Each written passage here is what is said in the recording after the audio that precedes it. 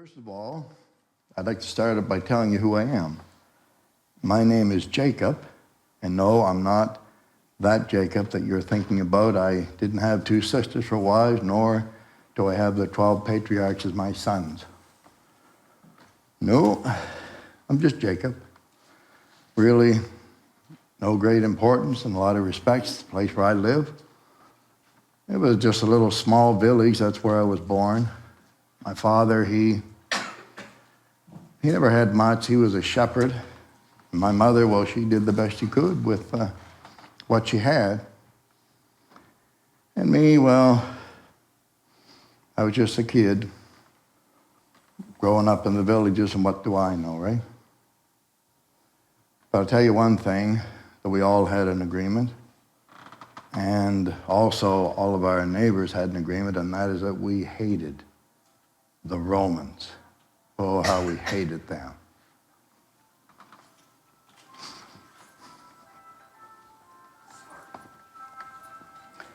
Because you see, we had been under their feet for a long time. We had no freedom. And actually, if you were, regardless of how old you were, if I come along and I was a soldier and I had a heavy trunk that I didn't want to carry, I could just simply tell you to carry it. And you'd have to carry it for as far as I wanted you to carry it, at least a mile. So we didn't have much use for them.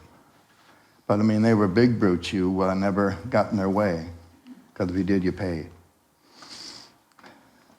I listened to that all my life. And then when I get older, I begin to realize, there's only one way to get what you want, and that is to just take it. From the weak, or even from the rich, if you happen to be so fortunate. Well, I met this guy named Barabbas. And he wasn't a very nice guy, but then I didn't much care. I wasn't in it to be nice, but he had this little group of people. And he looked me over and he said, "How would you like to join my little group?" I said, "Sure, why not?" I didn't really realize his little group, what it was all about. But we used to go around and we would just steal. We'd take whatever we wanted. We'd do whatever we wanted, providing the Romans were here and we were here.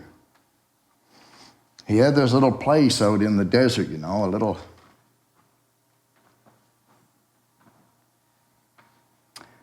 hideout. And that's where we used to go. We would have all our stuff. We would go and just do whatever we wanted to. And you know what? It didn't matter what the Romans or anybody else thought. We just did what we wanted to.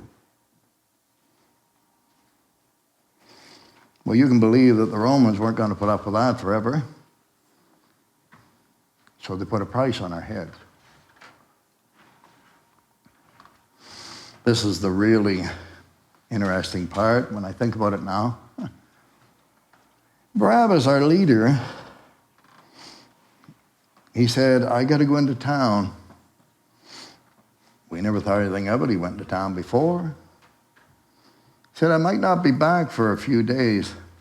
We never thought anything of that either because, hey, he did what he wanted. But we were all huddled in our little hideaway.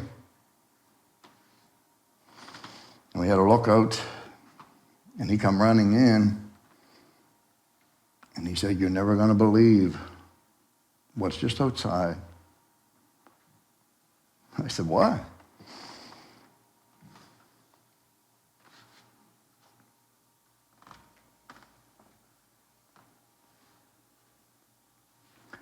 "300 Roman soldiers.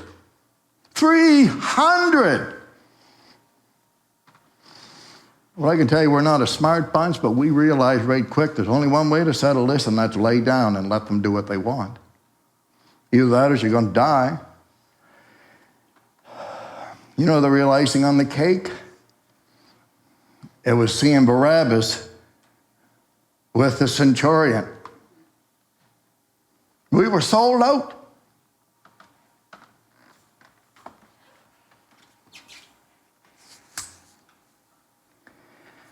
So they stripped us down to our bare essentials. They put chains on our feet, and then they said, walk that way. So we did. We walked, and we stumbled and staggered and fell because we were so tired of walking, and they didn't care. They pushed us all the way to the prison house.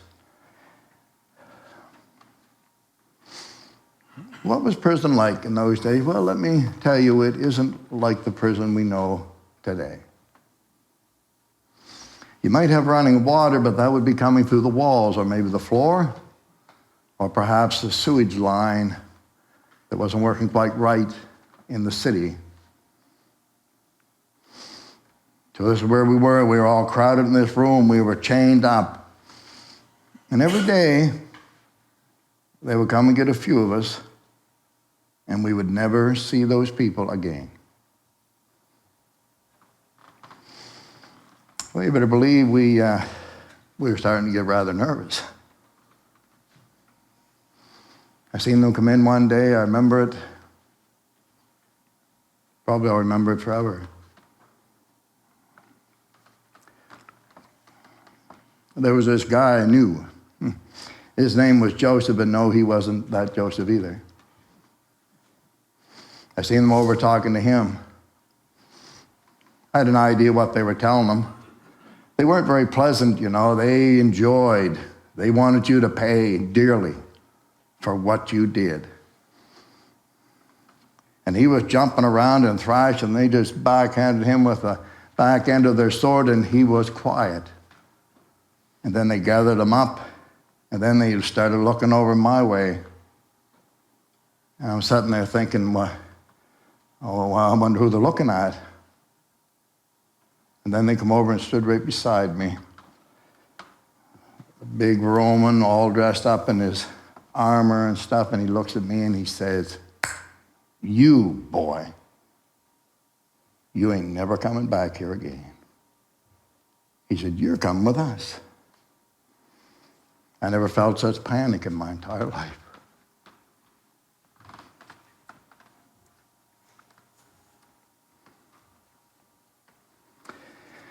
You know, when all this was going on, we had heard about Jesus. We didn't pay much attention to him. He was just another traveling preacher as far as we knew. So we heard tell of him, you know, it's just like rumors and all that stuff going around.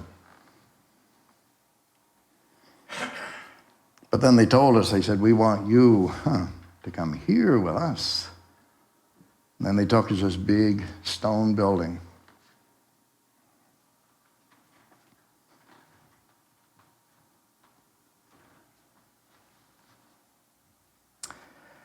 You could hear the people screaming from outside. It was a little torture chamber, you see, where they got people to confess to imaginary crimes or perhaps even real ones. Didn't much matter to them. And I remember when we went in, they had these posts. There was one over here, another one here, another one over there.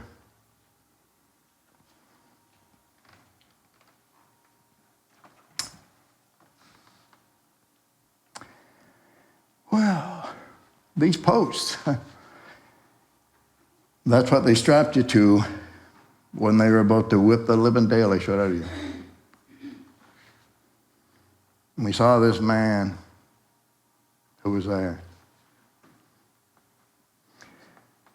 I've heard tell of a lot of beatings, you know, but I never seen anybody beat like this man was. They just literally beat the flesh right off of his bones.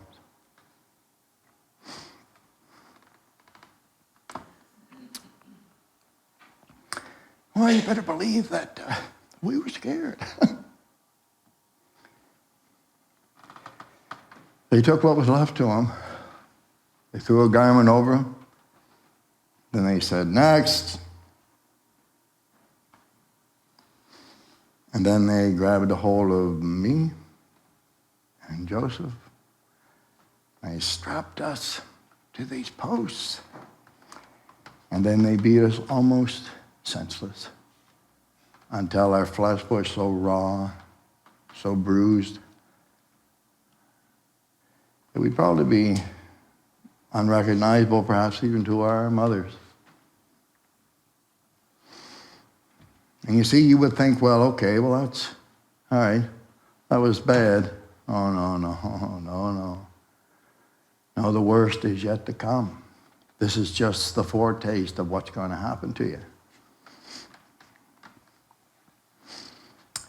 And they told us, they said, now, just outside, we got this nice little post, crossbar. We want you to pick it up, and we want you to carry it up to the place called the skull. There was only one thing they did on the place called the skull, and it was crucify people. So with all we could do, we went up. We staggered around with a big heavy weight because it was just digging into the sores and the bleeding backs and sides, and we were so weak from the treatment, and this man, the one that they beat so badly, he was there too.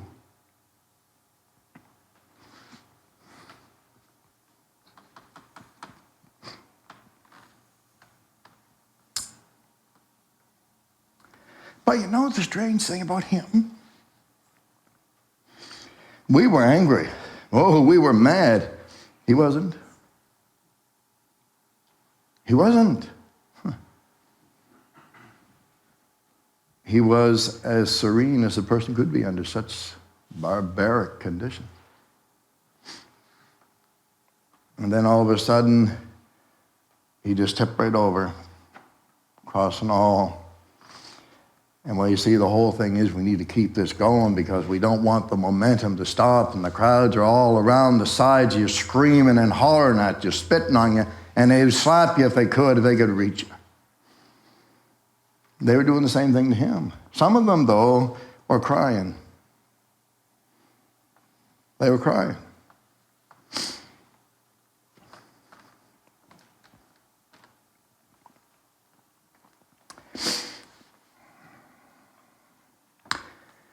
They got this man.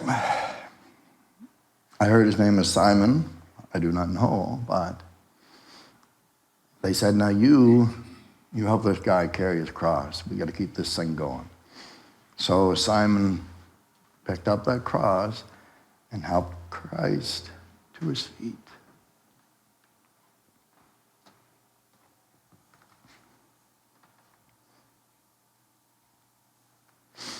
And away we went. Well, we slowly made our way to the top of this place called the Skull.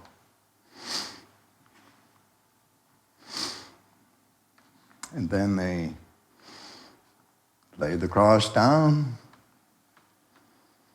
Joseph's cross, and they grabbed him and they threw him on top of the cross. They held his arms down and they spiked him to the cross.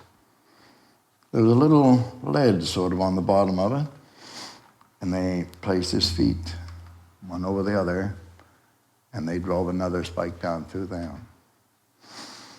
And that little lip, if you can believe it, was sort of to keep you alive so you didn't die too suddenly. Well, I want to tell you about the second man, the middle man. I can't be sure because, I was pretty bleary-eyed, pretty painful. But it looked to me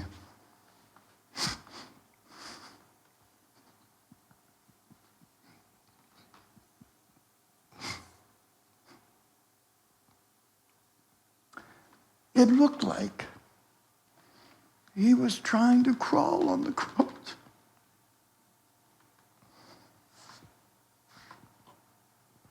Why would anybody do that? They never had any trouble with him. They got him on the cross, and they spiked him there.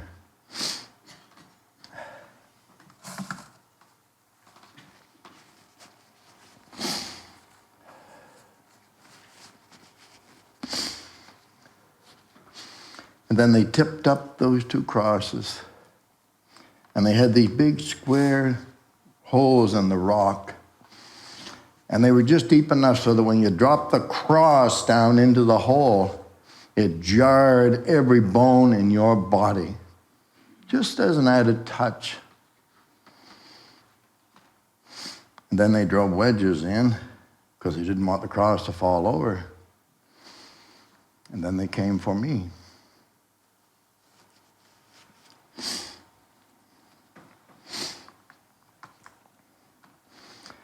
I will be back.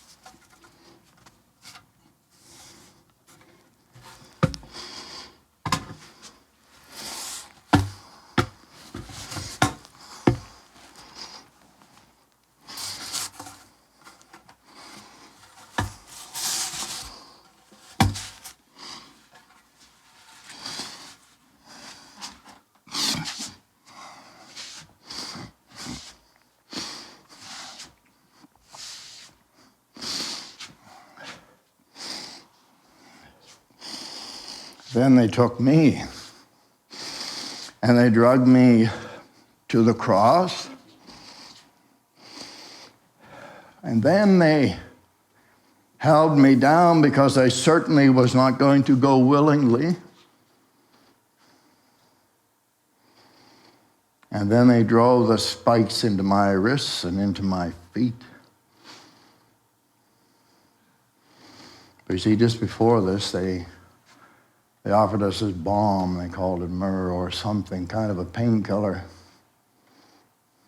But I would have drank it all if I could, but I was only allowed to have a little. But again, this second man, this guy they called Jesus, he refused it. It's like he had to have the higher pain of the whole crucifixion. He just had to go through it. I don't quite understand why. But you know, you have quite a vista from up here. Not a pleasant one, but I see this man, he's talking to a woman on the ground and she is crying. Older woman. Must be his mother. I hear him say, "Woman, behold thy son." And there's this younger guy standing beside her, and he said, "Man, behold thy mother."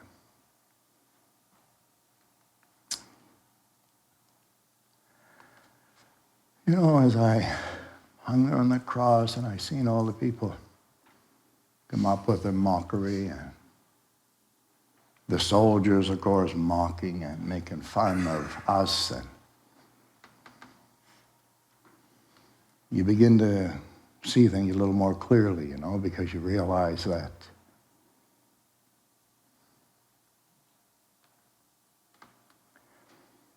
the wrong person is on the cross.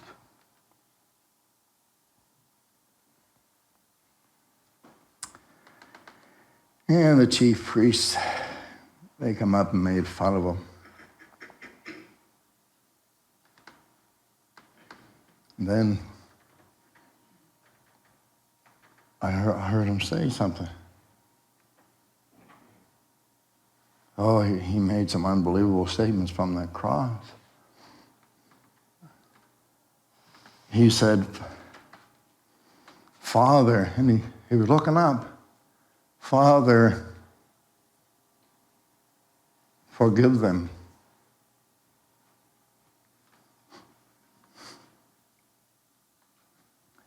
Because they don't know what they're doing. I thought to myself, they don't know. How could they possibly not know?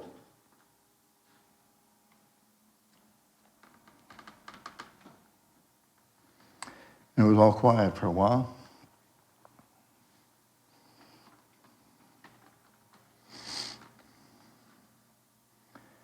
And then, kind of out of the blue, came the saddest sound I think I've ever heard. Eloi, Eloi,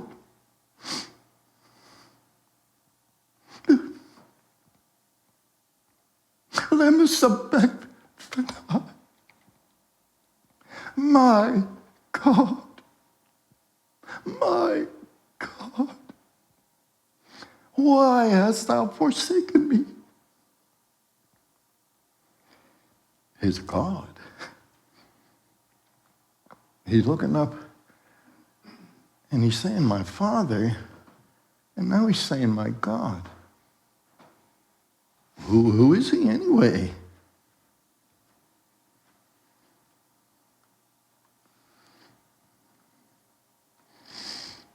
Well, the chief priests, they come back because they hear him saying that. And they said, hey, if you're the Son of God, then come down from that cross. We'll believe in you. Yeah, you come down. And for some reason or other, that's when Joseph started, with a little bit of strength he had. Ranting and raving like a wild man. Yes, if you're the Christ, if you're the King, save yourself and save us.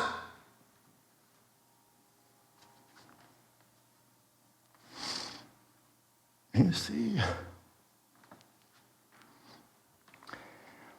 I could hear the words forming in my mouth. I could hear me saying them. And I said, yes, why don't you save us and yourself if you're the King?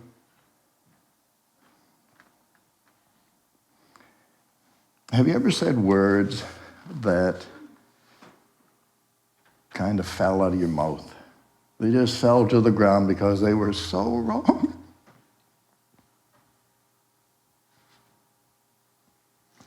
Well, that's what these words were like. I couldn't repeat them. I couldn't say it again. But something rose up inside of me. And I looked at Joseph as much as I could. And I said, do you not fear God? We deserve everything we're getting, but this man has done nothing. Nothing.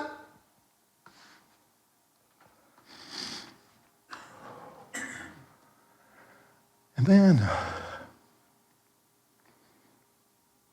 there was like a strange peace come over me like I'd never ever felt before. And with the little bit of strength I had left, I looked at him and I said, Jesus, remember me when you come into your kingdom.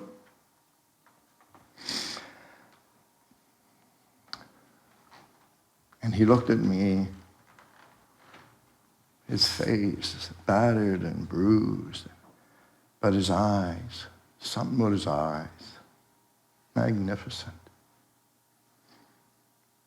And he looked at me, and these are the words he said. He said, I tell you today, you will be with me in paradise.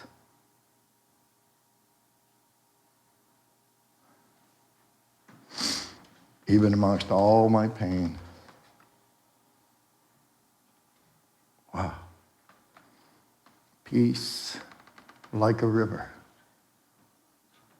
Peace I'd never known. No more a stranger. No more alone.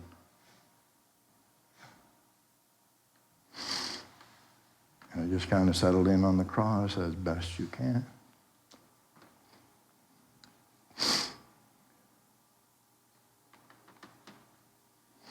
And then here comes the priest back again.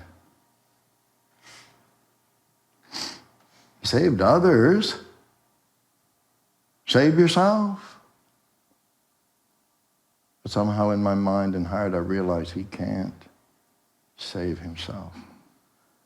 Because if he saves himself, he will not be able to save us.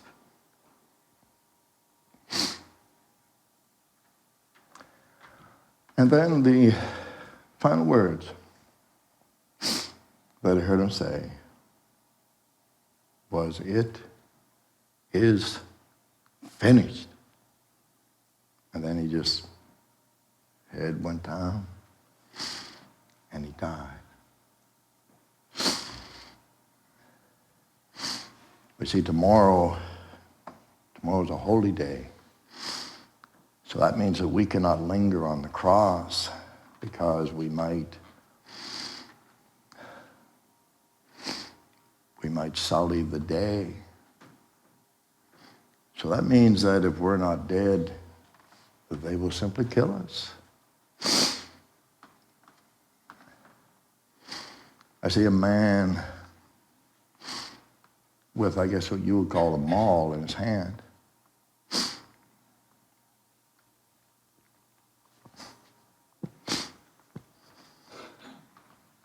And he goes over to Joseph. And he smashes that old maul against his leg. And Joseph settles down, and then he smashes it against his other leg, and Joseph just simply shrinks down. And you see, the problem is, if you can't push yourself up, you can't breathe. And if you can't breathe, you will die. Joseph was dead in a very short time. And then they came to Christ. And they looked to see that he was dead. And then one of the soldiers with a great big spear drove it into his side. And out come blood and water. You see, there's a reason for that. When you are a Roman soldier and you are put in charge of an execution, if you do not carry it out, they will carry it out on you.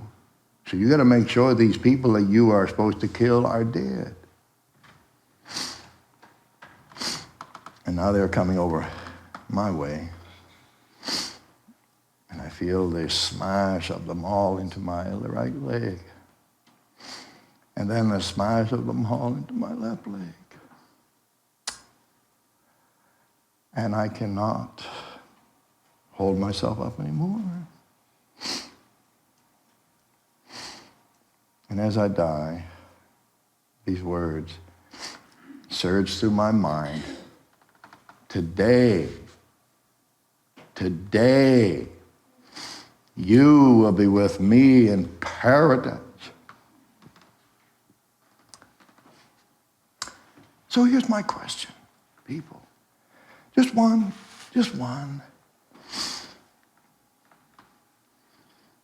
Not necessarily today, but will you see me in paradise? See, the only way you'll see me is you have to go. The only way you can go is through the blood of Christ. That's why he died on the cross in the first place. Behold the Lamb of God which takes away the sins of the world. Thomas, have you been with me all this time, and don't you realize I am the way, the truth, the life? Nobody comes to the Father except through me. Nobody. Your self-righteousness are as filthy rags in his sight. What can wash away my sins? Nothing but the blood of Jesus. What can make me whole? Nothing but the blood of Jesus. Oh, precious is the flow that makes me white as snow.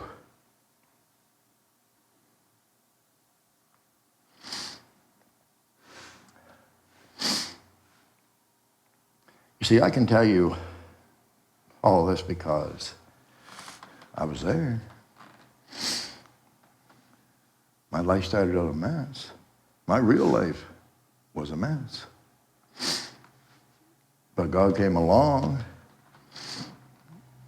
He didn't exactly say, today you'd be with me in paradise, but he said, someday you will be with me in paradise.